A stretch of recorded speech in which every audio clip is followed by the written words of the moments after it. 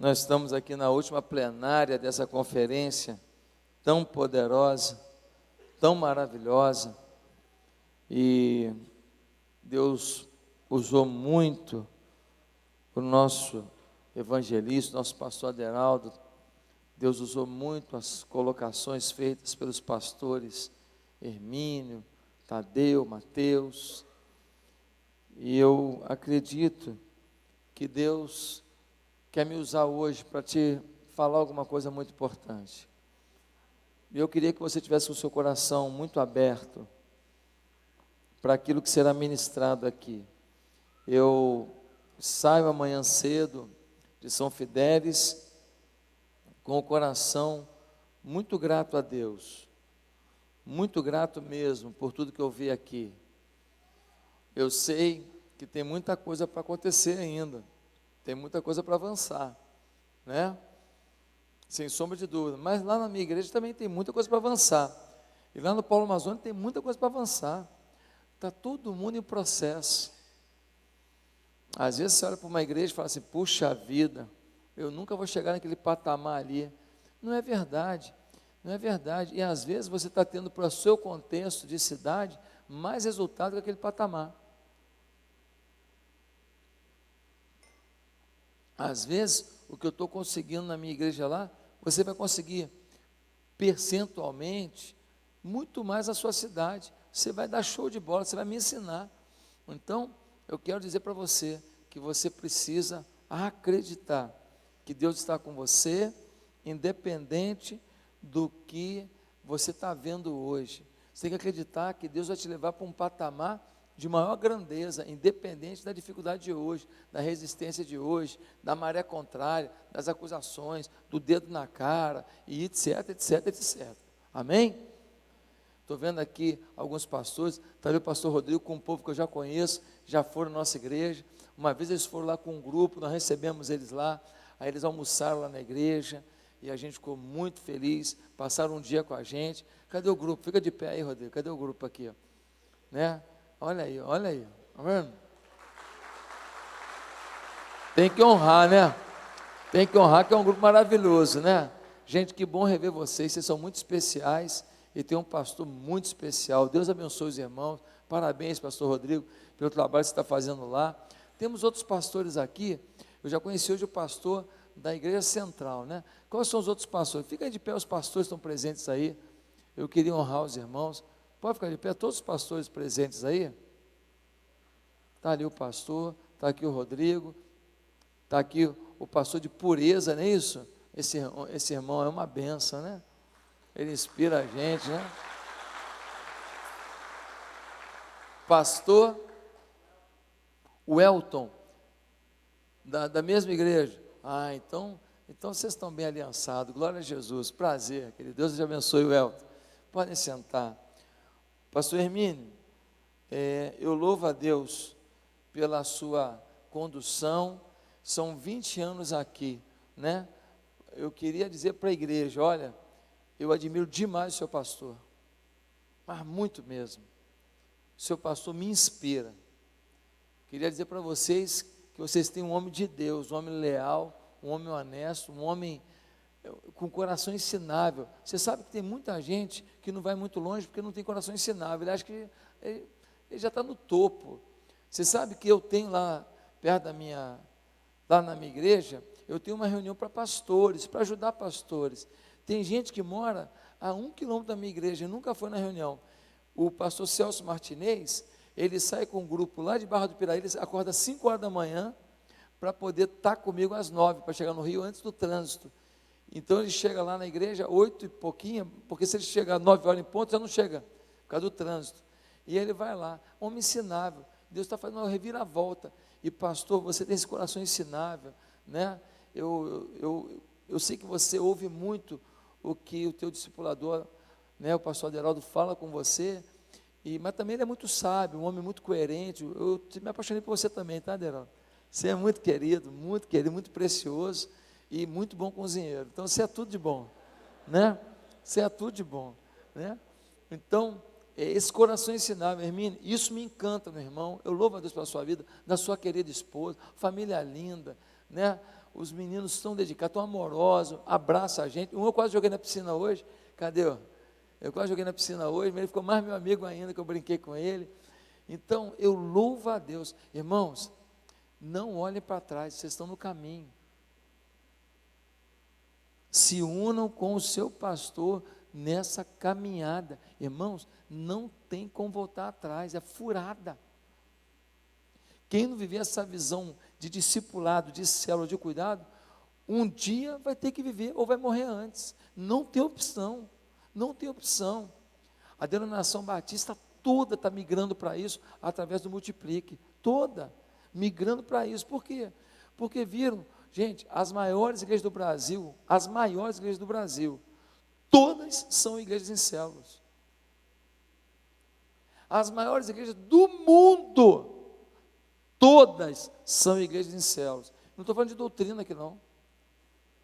Estou falando se é pentecostal, se não é pentecostal, se é maluquete, se não é. Não estou falando disso não. Eu estou falando aqui de uma visão de conquista.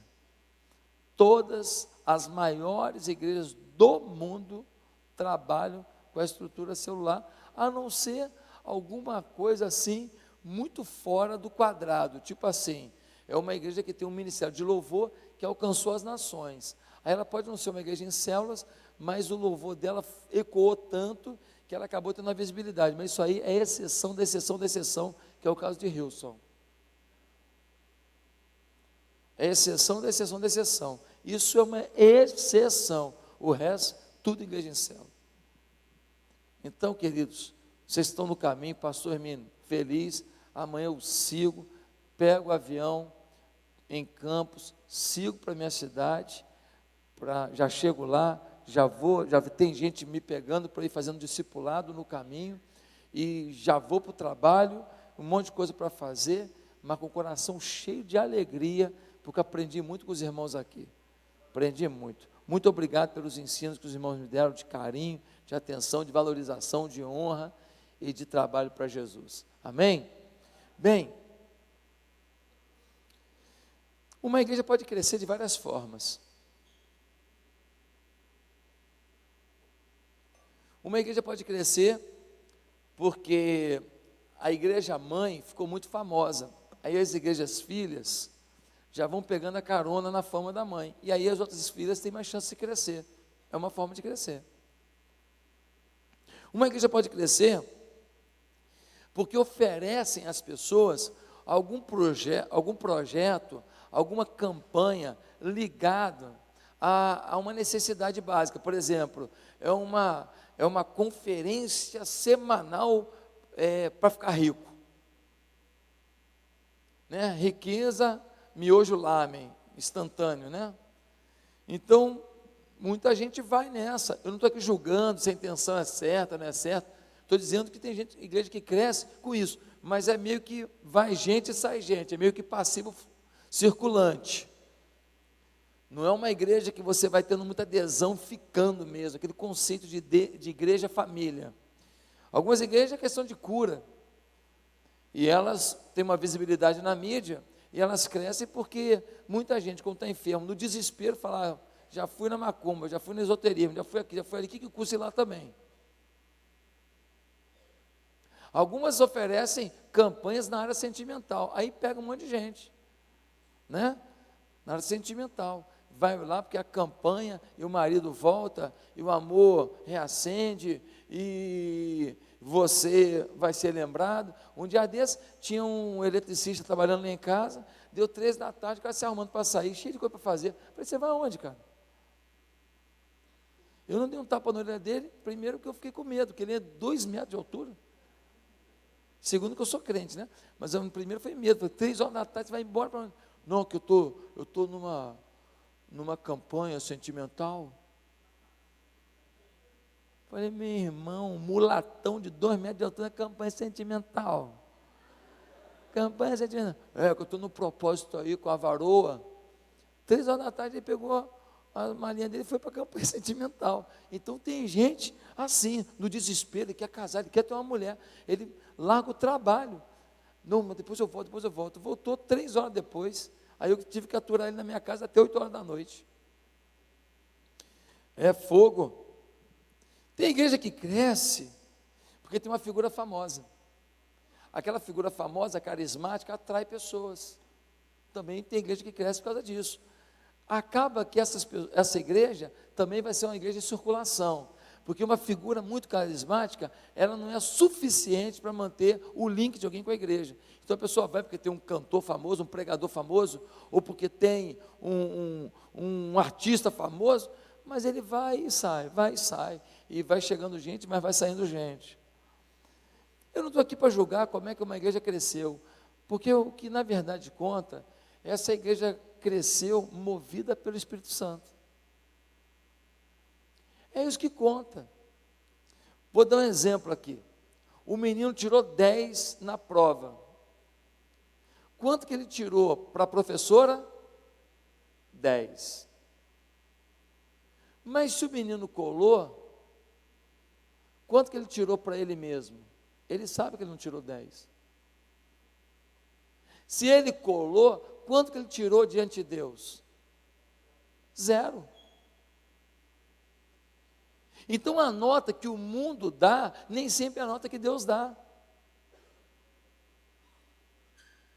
Às vezes a igreja ganha uma nota pelo crescimento dela, ela é aplaudida, mas eu quero falar hoje sobre o crescimento movido pelo Espírito.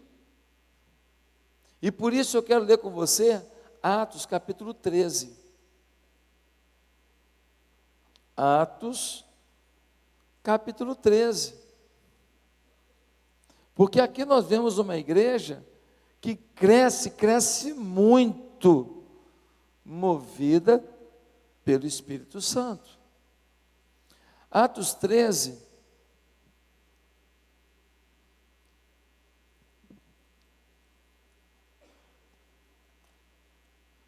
nós lemos assim: na igreja de Antioquia havia profetas e mestres, Barnabé, Simeão, chamado Níger, Lúcio de Cirene, Manaém, que fora criado com Herodes, o tetrarca, e Saulo. Enquanto adoravam o Senhor e jejuavam, disse o Espírito Santo: separem-me Barnabé e Saulo para a obra que os tenho chamado. Assim, depois de jejuar e orar, impuseram-lhe as mãos e os enviaram. Enviados pelo Espírito Santo, desceram a Seleucia e dali navegaram para Chipre.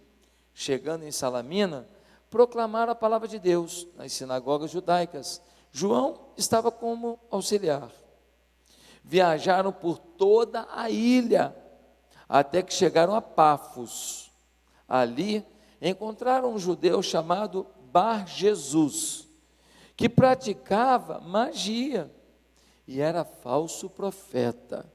Ele era assessor do procônsul Sérgio Paulo. O procônsul, sendo um homem culto, mandou chamar Barnabé e Saulo, porque queria ouvir a palavra de Deus.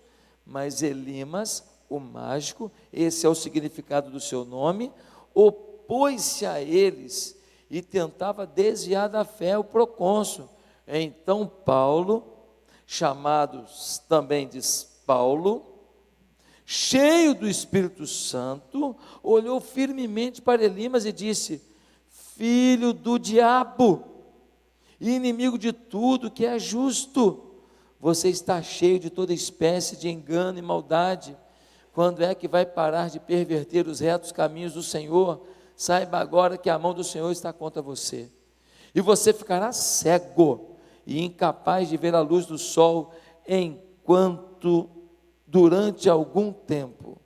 E imediatamente vieram sobre ele névoa e escuridão, e ele, tateando, procurava quem o guiasse pela mão. O procônsul, vendo o que havia acontecido, creu, profundamente impressionado com o ensino do Senhor. De Pafos, Paulo e seus companheiros navegaram para Perge, na Panfilha. João os deixou ali e voltou para Jerusalém. De Perge, prosseguiram até Antioquia da Pisídia. No sábado, entraram na sinagoga e se assentaram. Depois da leitura da lei e dos profetas, os chefes da sinagoga lhes mandaram dizer: irmãos, se vocês têm uma mensagem de encorajamento para o povo, falem. Pondo-se em pé, Paulo fez sinal com a mão e disse: israelitas e gentios que temem a Deus, ouçam-me. Agora Paulo vai fazer um discurso, e ele vai ficar fazendo um discurso muito forte aqui, e a partir do verso 40, a gente vê qual é o resultado desse discurso sobre a sua fé em Jesus.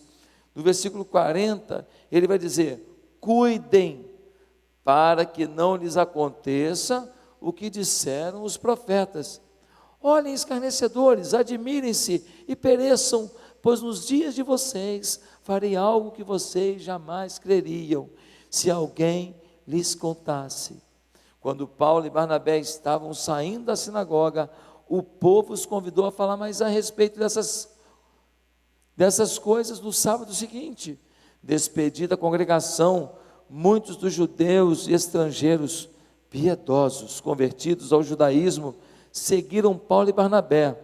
Estes conversaram com eles, recomendando-lhes que continuassem na graça de Deus. No sábado seguinte, quase toda a cidade se reuniu para ouvir a palavra do Senhor. Quando os judeus viram a multidão, ficaram cheios de inveja, blasfemando, contradiziam o que Paulo estava dizendo. Faz uma oração agora, pede para Deus falar com você. Essa mensagem pode mudar a sua vida. Essa mensagem pode decretar um novo tempo no seu ministério. Essa mensagem pode te levar para um novo patamar de fé. Mesmo que você já tenha escutado 10.000 sermões, hoje aqui Deus pode mudar a sua história. Apesar de mim, mas o Espírito está aqui. Então ora comigo agora e pede para Deus tocar na tua vida. Deus, toca em cada vida aqui.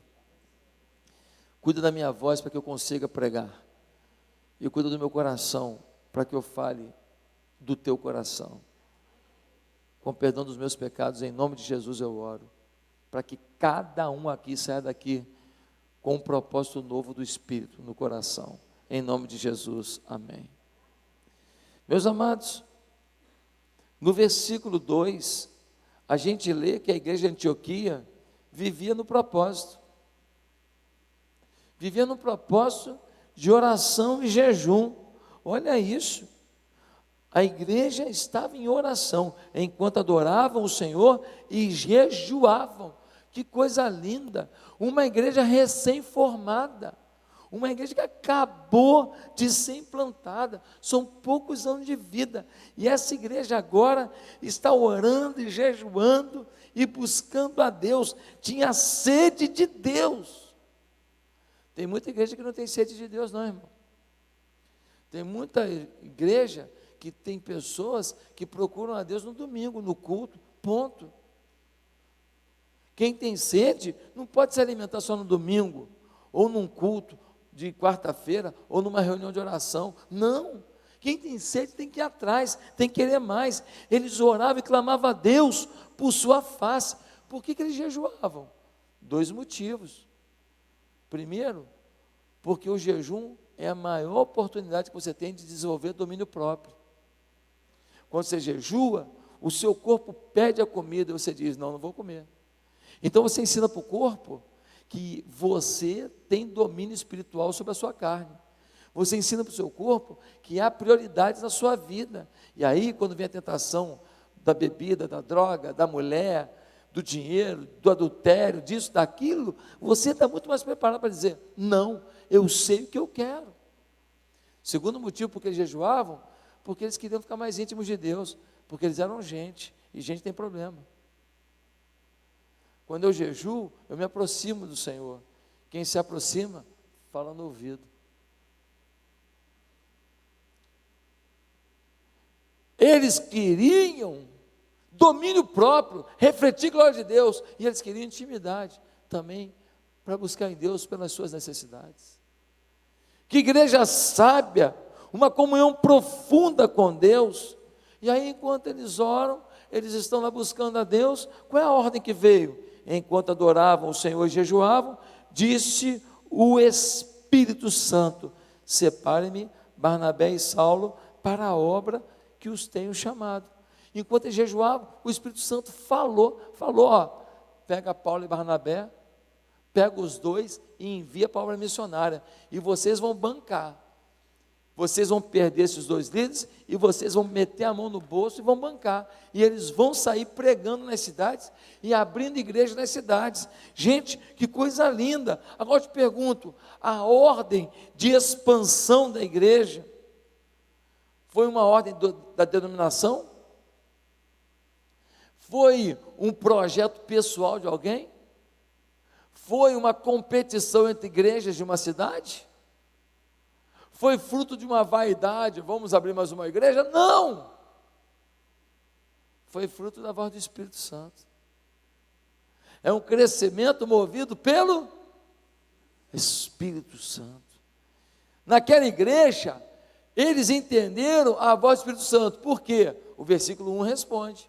No versículo 1 você lê: na igreja de Antioquia havia profetas e mestres.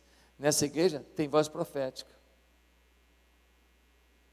Nessa igreja, o povo entendia a voz profética e obedecia à voz profética, por isso eram tão abençoados. Se você ler alguns capítulos antes, você vai ver que essa igreja mandou oferta lá para a igreja de Jerusalém. A igreja de Jerusalém é a igreja mais antiga, é a igreja dos apóstolos, é a filha mandando para a mãe, é a filha mais provida que a mãe, sustentando os irmãos, abençoando os irmãos. Essa igreja é exponencial. Por quê? Porque tem voz profética. A igreja é materialmente suprida, é espiritualmente encantadora, foi formada não por gente experiente. Essa igreja não foi formada por um pastor de carteirinha, ordem dos ministros de São Fidélis, não. Sabe como é que essa igreja foi formada? Os caras estavam no dia de Pentecostes, chegaram lá, o Espírito Santo desceu, não foi? Aí o Espírito Santo desceu, o sermão é pregado por Pedro, quantos se convertem? 3.000, a glória de Deus toma a cidade. Quem quer ir embora? Quando a unção de Deus vem no lugar, ninguém quer ir embora, amigo. Só que a ordem era: ide por todo mundo, vá a Jerusalém, Judéia, Samaria e até os confins da terra. E aí o povo: não, daqui eu não saio, com essa unção toda aqui eu não saio. Lembra de Pedro, quando ele estava com Jesus, lá no monte, teve a transfiguração, quando a unção veio, quem quis ir embora? Pedro falou: vamos acampar aqui. Vamos acampar aqui. Quando a glória de Deus vem, é bom demais, ninguém quer ir. Só que a ordem é a expansão, não movida pela vaidade, mas movida pelo Espírito Santo, não movida por um plano plurianual, não, movida pelo Espírito Santo. E aí veio a perseguição. Quando veio a perseguição, eles tiveram que sair de Jerusalém. Eles são convertidos, eles não são besta. Ei, eu sou crente, pode me matar? Não. Pô, me dá uma espadada aí. Não, eles vão fugindo para não morrer. Mas eles vão fugindo com medo? Não, eles vão fugindo porque eles não são bestas. Mas eles não estão fugindo por medo, tanto não é, que eles vão fugindo e pregando. Ei, estão perseguindo a gente, porque Jesus mudou a vida da gente. Estão perseguindo a gente, porque Jesus é o Salvador, Ele está vivo, Ele é o Redentor, Ele é o Transformador. E eles chegaram em Antioquia, começaram a pregar, e implantaram uma igreja, tudo recém-convertido. Não tinha um pastor profi. Você, na mão de Deus, você abre uma igreja que nunca a região toda viu, debaixo da cobertura da sua liderança. Deus ganha essa região todinha, se você for submisso à sua liderança, com humildade. Esse povo veio com os valores dos apóstolos, tanto que eram leais, que mandaram oferta para os apóstolos. Eles eram pessoas que sabiam reconhecer sua liderança, e sabiam do poder de Deus debaixo de uma liderança. Montaram uma igreja, deixa eu te falar, montaram a melhor igreja de toda a história. A primeira igreja a fazer um projeto missionário. Antioquia. Não tem para ninguém.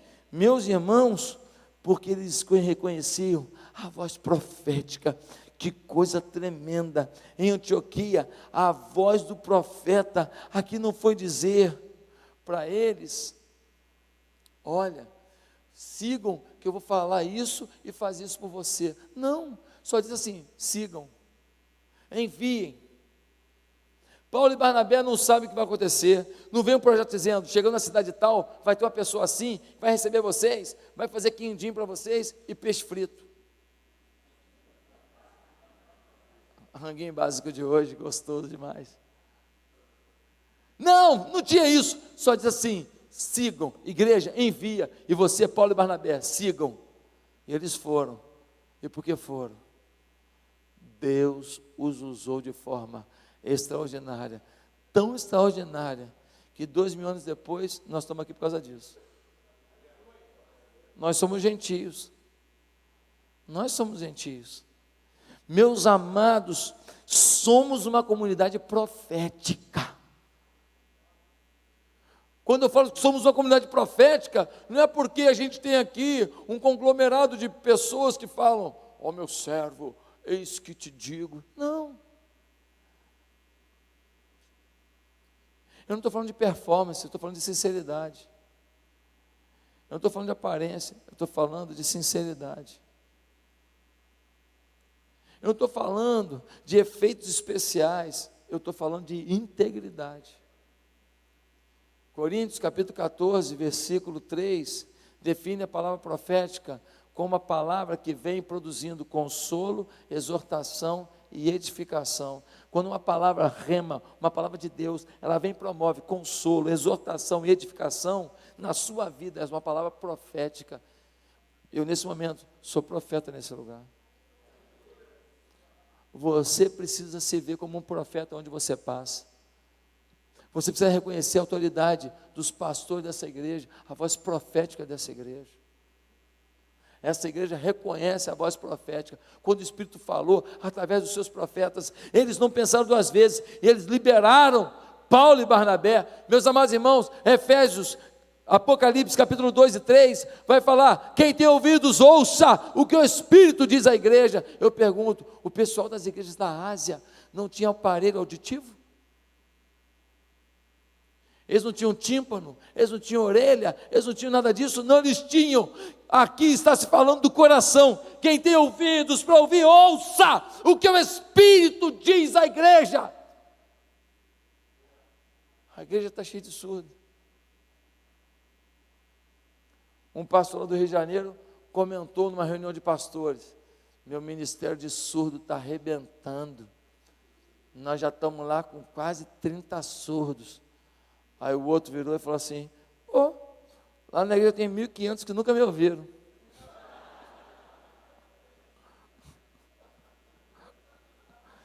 Acho que o segundo foi mais realista que o primeiro. Meus queridos irmãos, a voz de Deus foi ouvida. A voz de Deus o chamou para o crescimento da obra, para arrancar o homem do vômito do pecado. Tem coisa mais nojenta que o vômito? Fedida.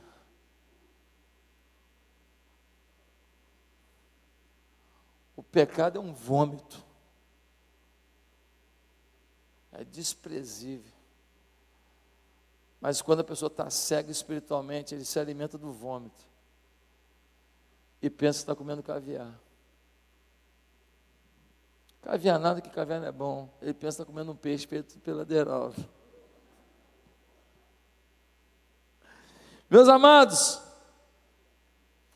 quando é que o Espírito Santo é que move o crescimento da igreja? Repete comigo. Quando é que o Espírito Santo é que move o crescimento da igreja? Amém. Primeiro, as pessoas não medem esforços para que outros conheçam o amor de Deus. Meu irmão, quando é o Espírito Santo que move o crescimento da igreja, a igreja é tomada de um amor alucinante. No versículo 2 e 3, olha o que a gente lê aqui, gente. Olha que coisa extraordinária.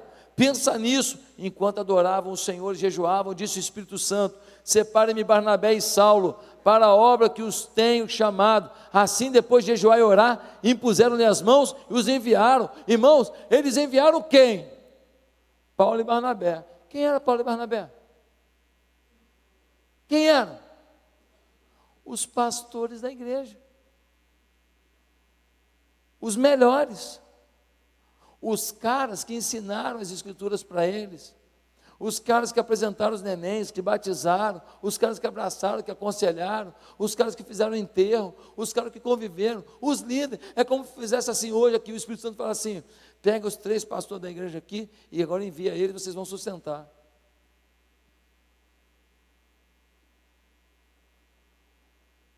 Ainda pega a equipe de louvor aqui, ó. Pega os melhores da igreja na equipe de louvor, os músicos todos. Ó, o Espírito está falando aqui, ó, pega os pastores todos, a melhor equipe de louvor da igreja, e agora vocês pegam aqui, vocês vão enviar e vocês vão bancar isso. E vão mandar, sabe para onde? Nós vamos mandar lá para a África, é para ser caro mesmo. E vocês vão bancar, vocês fariam? Tem que ter um amor muito grande. Tem que ser muito desprovido. Eles pegaram os 2 principais e entregaram para a obra. Eles deram o seu melhor. Eles não falaram assim: esse cara está me dando trabalho aqui, vou organizar a igreja com ele para esse miserável parar de me perturbar. Muita igreja foi aberta assim.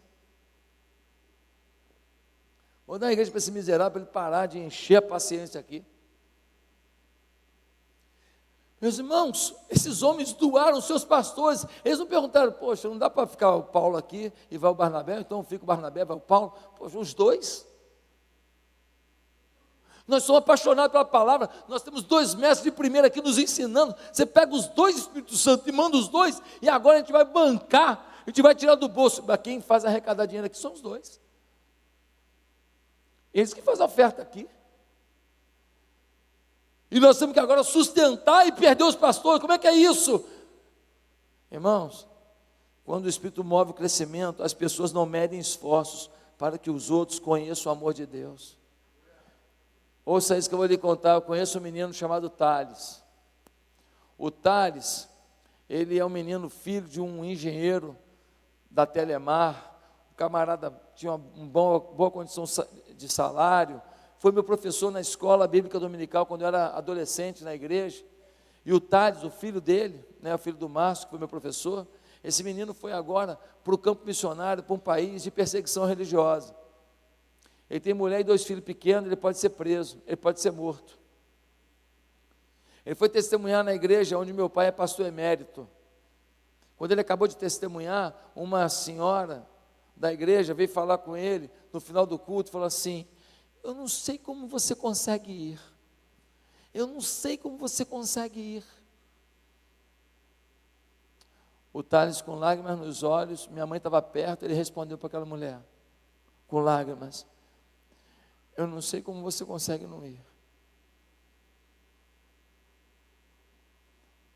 Eu não sei como você consegue não ir. Qual é o amor que te tomou? Qual é o amor na tua vida?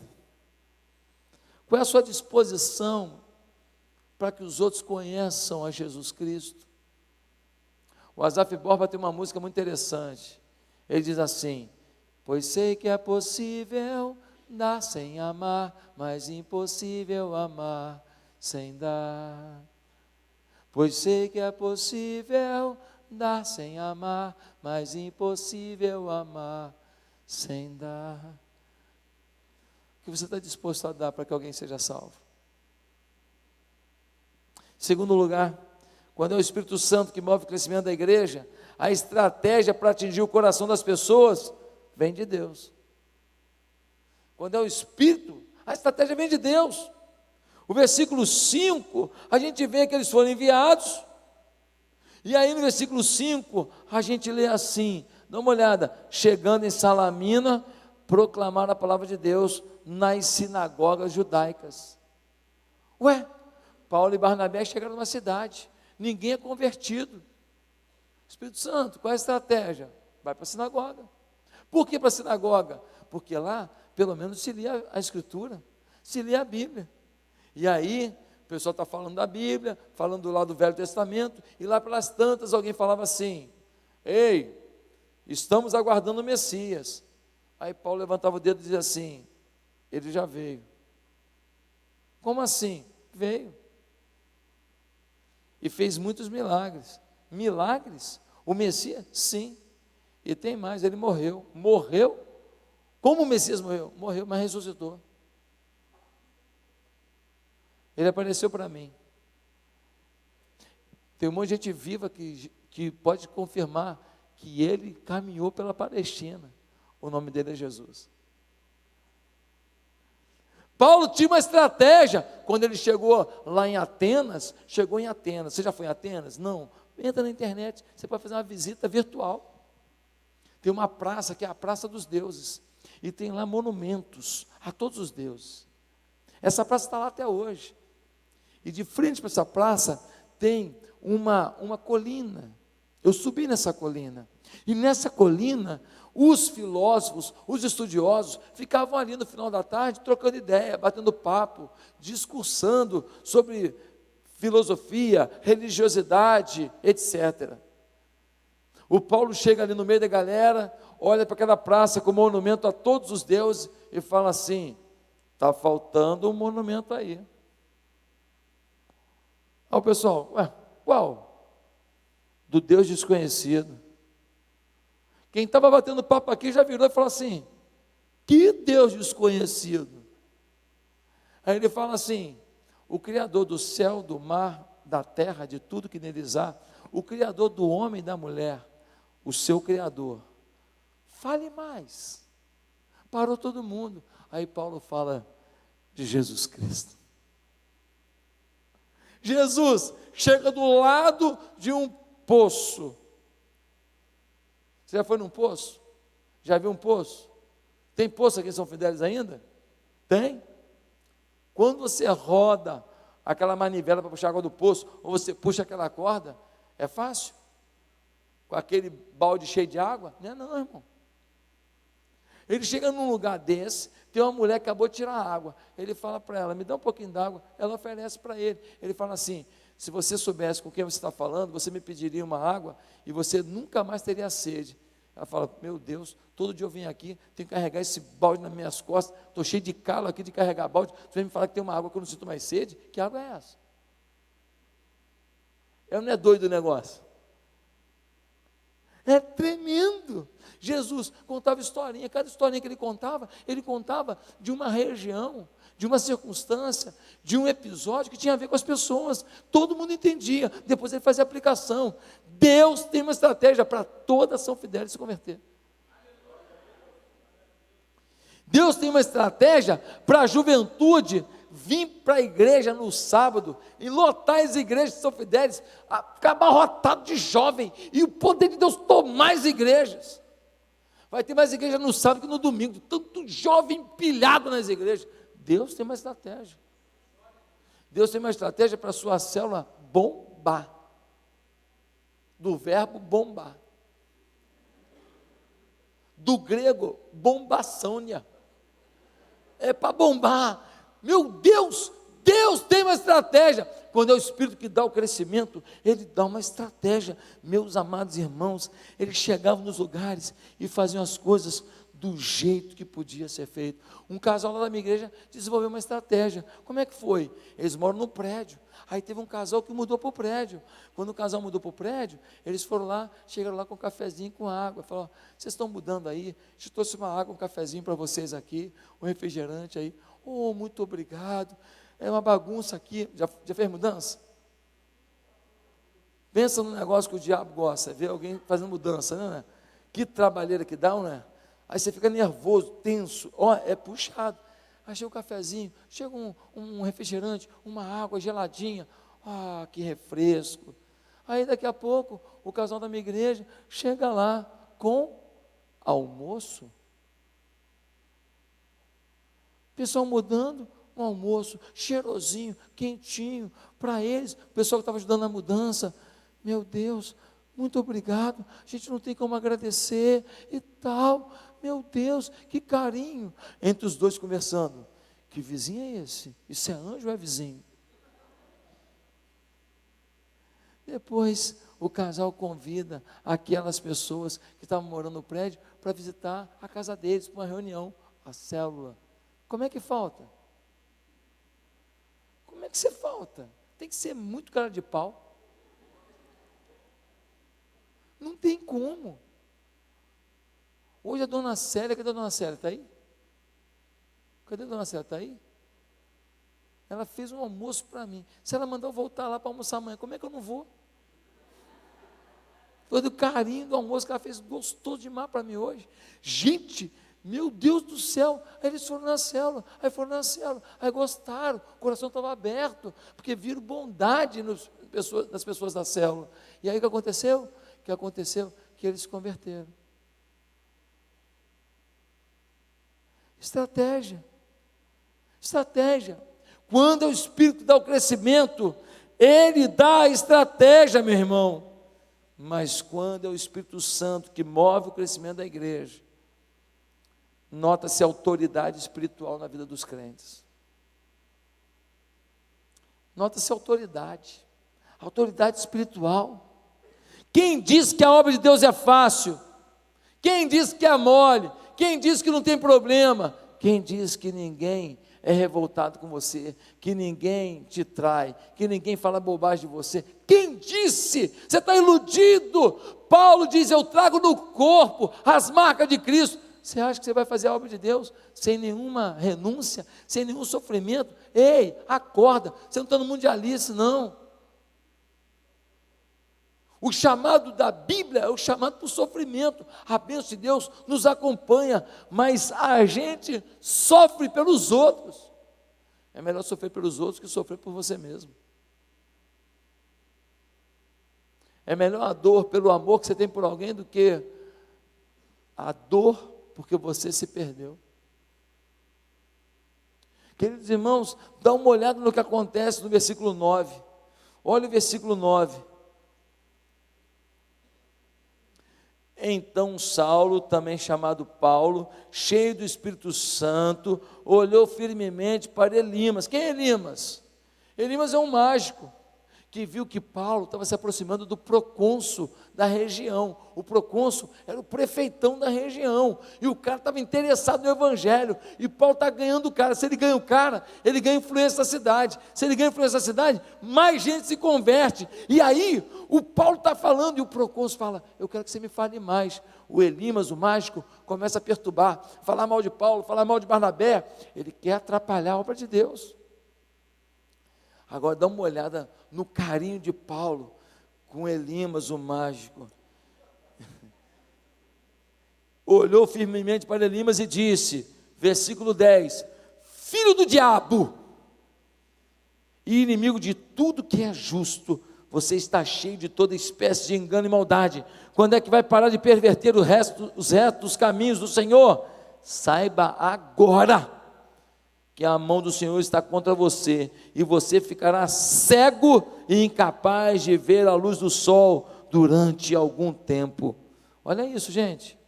Imediatamente vieram sobre ele névoa, escuridão, e ele, tateando, procurava quem o guiasse pela mão. Sabe o nome disso? Autoridade espiritual. Quando o Elimas tenta atrapalhar a obra de Deus, Paulo diz: filho do diabo, até quando você vai continuar nesse caminho? Você agora vai ficar cego nesse momento. Tem que ter autoridade, hein? Está cheio de gente perto. E sabe quem estava perto? O procônsul. Se não acontece, a credibilidade foi embora. Mas Paulo é homem íntimo de Deus. Quem é íntimo de Deus ouve as coisas que Deus só fala baixinho. Há coisas que você ainda não viu no seu ministério, não empreendeu na sua vida, não empreendeu na sua família, não empreendeu na sua cidade, porque você ainda não tem intimidade para ouvir essas palavras muito baixinhas que Deus fala. Há coisas que Deus grita, mas há coisas que Deus sussurra. Só os íntimos, só os próximos conseguem ouvir. Guarde essa palavra. E ele fala: filho do diabo, vai ficar cego agora. Diz o texto que imediatamente ele ficou cego por um período de tempo, como Paulo disse. Não era para sempre não, mas um período de tempo. Sabe o que nos falta hoje? Nós temos a mania de achar que é o caso, que os nossos problemas, que os nossos casos serão resolvidos por nossas estratégias, pelos nossos conhecimentos, por alguém que nos dê dinheiro, por alguém que banque as nossas necessidades. Irmão, a única coisa que a gente precisava é ser gente com autoridade espiritual, gente íntima de Deus. A Bíblia nos revela a existência de uma batalha espiritual. O diabo está tentando impedir a sua vida, aqui, deliberadamente. Elimas tentando atrapalhar a vida de Paulo e de Barnabé. Aqui a batalha é declarada, nem sempre é. Tem muita batalha que você está travando, que você ainda está pensando que é teu filho, ainda está pensando que é tua mulher, ainda está pensando que é teu vizinho, ainda está pensando que é o teu síndico, ainda está pensando que é o membro da igreja, ainda está pensando que é um inimigo gratuito, você ainda está pensando, você ainda não viu que tem um demônio, que tem diabo por trás disso. Mas quando você tem autoridade espiritual, você percebe isso, e você tem autoridade para repreender o mal e declarar a manifestação da glória de Deus. Meus irmãos, o que nos falta muitas vezes não é um discurso bom, a gente até tem. Não é a falta de um cântico legal, a gente tem. Não é a falta de uma habilidade para se comunicar, a gente até tem. Só que as pessoas olham para a gente, ouvem o nosso cântico, ouvem as nossas palavras, mas não vem a autoridade do Espírito na nossa vida. Um menino passou para a faculdade. Chegou na faculdade, um menino simples, família pobre, passou para a faculdade federal. Chegou na faculdade, ele foi com aquela mochilinha dele, calça jeans, camiseta de algodão e um Novo Testamento na mão. Sentou na sala de aula, sentou lá, o professor é um daqueles que gosta de ridicularizar crente. Aí o professor foi, viu ele sentado, aí viu o Novo Testamento, aí falou assim: Deus não existe, nós somos fruto de uma evolução. Alguém aqui pode provar o contrário? A sala cheia de crente, ficou tudo calado, tudo assustado. Primeira aula da faculdade, o professor já chega de sola, mas aquele menino é diferente. Aquele menino tinha autoridade espiritual. Ele levanta e fala assim: professor, o senhor me desculpe falar, mas aqui, Deus existe sim, não foi evolução coisa nenhuma não, Deus existe, tanto que hoje eu falei com ele em oração. Ah, temos aqui um crente. Ah, é? O professor, que já estava preparado para provocar crente, vai numa gaveta da mesa, pega ali um ovo e fala: se a vida da gente não é uma coisa assim, automática, se não é uma evolução, se não é a natureza, se não é a ciência, tá bom, então eu vou jogar o ovo. Se o ovo bater no chão e não quebrar e ele rolar, então Deus existe. Mas se o ovo bater no chão e quebrar, é porque a vida é movida pelo natural. O menino fala assim: tá bom, professor, o senhor pode jogar o ovo, mas antes eu posso fazer uma oração? Ah, ele vai orar, gente. Os crentes da sala, tudo, ai, ai, ai, ai, ai. Ai, meu pai. E o menino começa a orar: Deus, o senhor sabe que ele está provocando, não é a mim não, né? É o senhor. Ele está desafiando, não é a minha não. É o senhor. E eu sei que o Senhor é Deus, porque eu falei que o Senhor já está de oração. Então, Deus, eu tenho certeza que o Senhor vai segurar esse ovo, ele vai bater no chão e não vai quebrar. Agora, quando o ovo bater no chão e não quebrar, Deus, me faz uma coisa: mata esse professor na hora. Que é para todo mundo saber que com o Senhor não se brinca. Em nome de Jesus, amém. Quando acabou ali, o professor está meio que suando frio, passando o ovo de uma mão para a outra.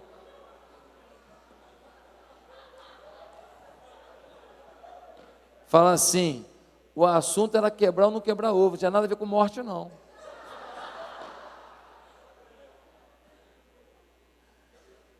O menino vira para ele e fala assim: professor, joga o ovo. Não, mas você mudou o assunto. Professor, o senhor não falou que Deus não existe? Eu estou te afirmando que Ele existe, Ele falou comigo hoje. Mas o senhor não acredita? Joga o ovo, professor. Joga o ovo. Nervoso, tenso, passando o ovo de uma mão para a outra. O professor fala: quer saber? Vamos parar com essa brincadeira, vamos começar a nossa aula. Só tem um problema. Onde o professor passava na faculdade depois, alguém perguntava: e o ovo, professor? Mas aonde aquele menino passava, as pessoas diziam: esse camarada aí tem intimidade com Deus, hein? Esse menino é diferente. Esse cara desafiou o professor. Ele diz que fala com Deus. Sabe por quê? Porque aquele menino tinha autoridade espiritual. Ah, meus irmãos, se nós tivéssemos autoridade espiritual, a palavra grega é exousia, significa autoridade total. Se nós tivéssemos autoridade total do Espírito na nossa vida, não tinha uma cidade mais do Rio de Janeiro que não tivesse totalmente tomada pelo poder de Deus. Não tinha mais homicídio, não tinha mais safadeza. Cheguei na rodoviária ali de Campos, ali, no mercado de Campos ali, vamos comprar o peixe para vir para cá. Que lixo, quanto dinheiro passou por ali, quanto dinheiro do petróleo que passou por aquela cidade. Um lixo a cidade, feia a cidade, gente pobre para lá e para cá, gente ferida para lá e para cá, o cara veio oferecer para a gente um telefone roubado. Oh, mas não é roubado não é roubado não. Na cara dura, oferecendo ali a céu aberto, coisa roubada. Sabe por quê? Porque nós somos frequentadores de igreja muitas vezes, só não somos frequentadores do trono da graça de Deus. Falta autoridade espiritual na nossa vida. Falta uma palavrinha que meu pai me ensinou: temor. Toda vez que eu contava alguma piada, falava alguma coisa, ou aconteceu alguma coisa, eu falava assim: ah, meu Deus. O meu pai toda vez falava assim: não tomarás o nome do Senhor teu Deus em vão. Sabe quando isso parou? Nunca, até hoje. Se eu falar uma coisa assim, meu Deus, meu pai fala assim: não tomarás o nome do Senhor teu Deus em vão. Eu aprendi temor. Eu casei com 25 anos virgem. A única mulher da minha vida foi a minha mulher. Eu não sei o que é bebida, eu não sei o que é droga, eu não sei o que é sexo fora do casamento. Ah, porque eu sou melhor que os outros. Não sou melhor que ninguém não. Minha vontade era de meter bronca.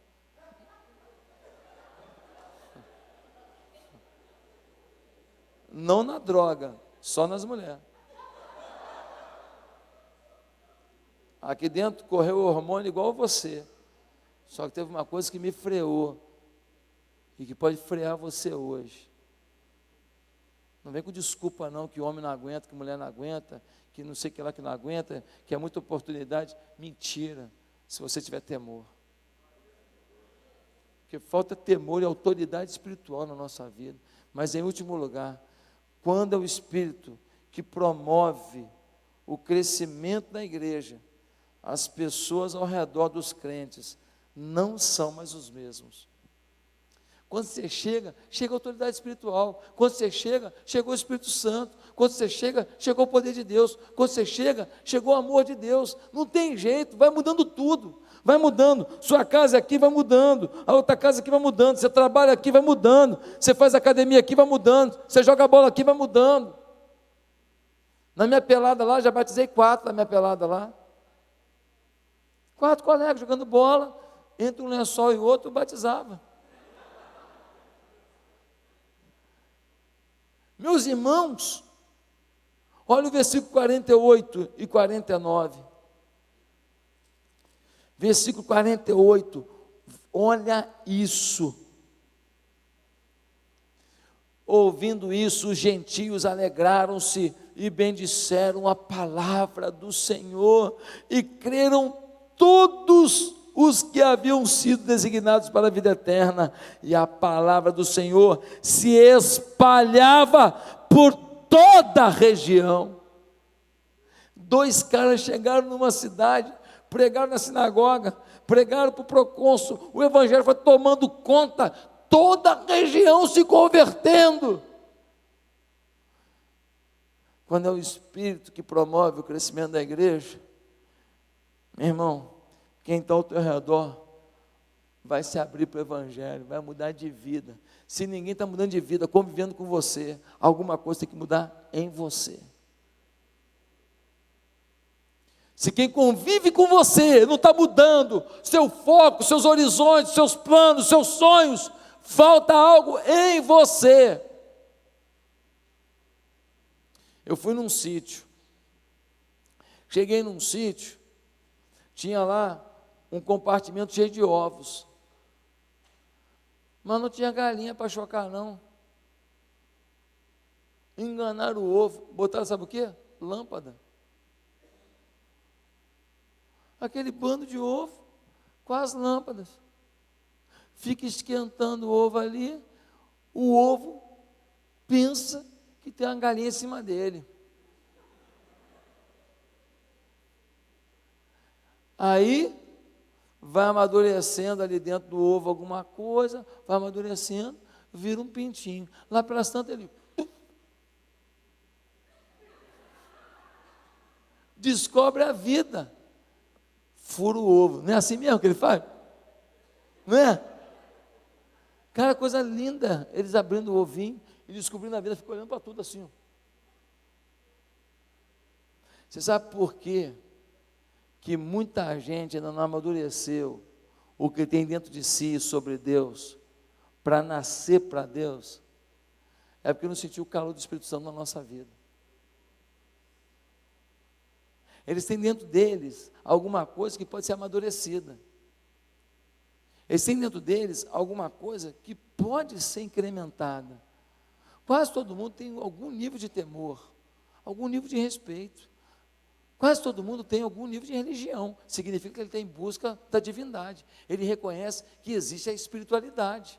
Seja na macumba, ou seja no espiritismo, ou seja no catolicismo, ou seja no budismo, o cara está reconhecendo, eu preciso da divindade. Mas por que ele não amadurece isso em direção a Cristo Jesus?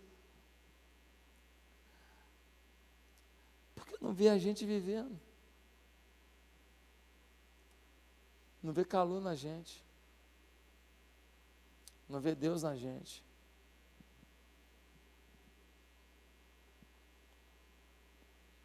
Aí a pessoa trabalha com a gente, almoça com a gente, pratica esporte com a gente, mas a gente não aquece o coração dele. E a gente fica aí. Eu cantei na igreja hoje, eu orei hoje, eu dirigi uma festa na igreja, e a gente fica achando que fez grande coisa. A gente só não aqueceu ninguém, porque a gente faz tudo no piloto automático. A gente faz tudo já num código decorado. A gente faz tudo num sistema operacional definido. A gente não faz pelo calor do Espírito da nossa vida.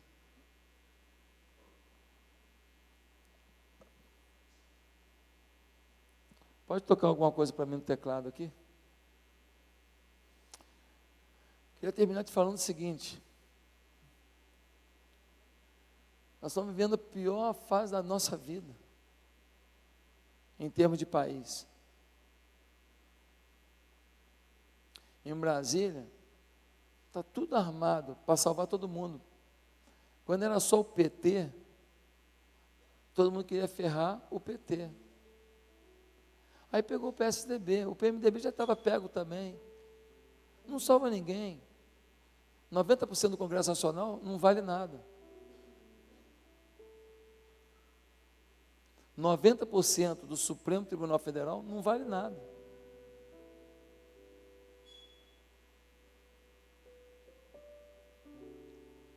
Não há esperança.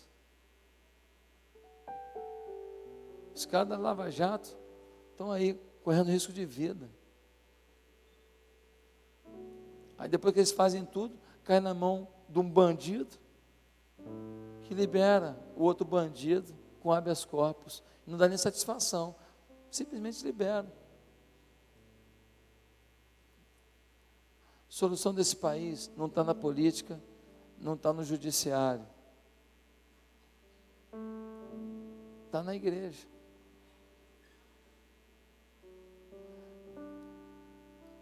A salvação de São Fidélis não está no executivo, do prefeito, do legislativo, os vereadores, os deputados estaduais daqui da região. Não está, querido, não está. Está na igreja. Mas a igreja que acredita na voz profética.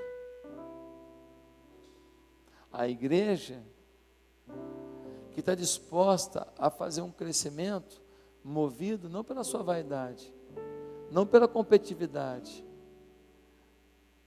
muito pelo contrário, movida por um amor tão grande, uma paixão tão grande, uma autoridade espiritual tão grande, um ardor tão grande, uma paixão pelas pessoas tão grande, mas tão grande, que fica impossível conviver com essas pessoas e não ver que Deus está nelas. Muita gente se perdendo ao nosso lado. Enquanto a gente está aqui, tem um monte de criança sendo estuprada nos bordéis de beira de estrada do nosso país. Meninas de 12, de 13 anos de idade. São milhares delas sendo estupradas nesse momento que nós estamos aqui agora, nesse momento. Mostrei um vídeo do pastor aqui, o pastor não aguentou nem olhar. Um menininho aprendendo o Islã. Mandava ele repetir. Se ele errasse, naquela tensão, se ele errasse uma palavra, o pai dava tapa na cara, tapa nas costas, varada nele. Pegava a cabeça dele pela orelha assim, balançava. Aquele pai achando que está sendo um bom religioso. Porque a religião que ele conhece é a religião da guerra. Ele não conhece o Deus do amor. O que a gente vai fazer? Ah, pastor, eu estou olhando do meu lado. Estou fazendo uns cursos aí, estou ganhando dinheiro. Vou passar no concurso público e vou melhorar minha vida. Você esquece que o seu filho vai ter que passar por essa estrada. Você esquece que um parente seu vai ter que consultar num hospital desse aí. Você esquece que hoje já são 13 milhões de desempregados nesse país. E qual a garantia que você tem que amanhã não é você? Solução é a gente se quebrantar. Você conhece uma música assim? Neste lugar, tu és real. A equipe do louvor pode vir aqui cantar? Vocês conhecem essa música? Eu queria que você curvasse sua cabeça agora. Eu queria que você respondesse para você: que cristão eu sou? O que muda se depender de mim? É isso que eu quero que você responda. A pessoa vai cantar aqui. Que cristão eu sou? O que muda se depender da postura que eu tenho hoje? Qual é a autoridade espiritual? Qual a nota de 0 a 10 que você dá para a sua autoridade espiritual? Qual é a nota de 0 a 10 que você dá para a sua intimidade com Deus? Qual é a nota de 0 a 10 que você dá pelo seu amor pelos perdidos, na sua capacidade de passar um sufoco para que alguém conheça Jesus? Qual é a nota de 0 a 10 que você dá para o seu comprometimento com sua igreja? Qual é a nota de 0 a 10 que você dá para a sua paixão por Deus? Qual é a nota de 0 a 10 que você dá para a sua visão espiritual, para a sua visão empreendedora em prol do reino? Hoje aqui nós temos que tomar uma decisão. Hoje aqui Deus tem que mudar o nosso rumo. Vamos ver essa canção? Orando.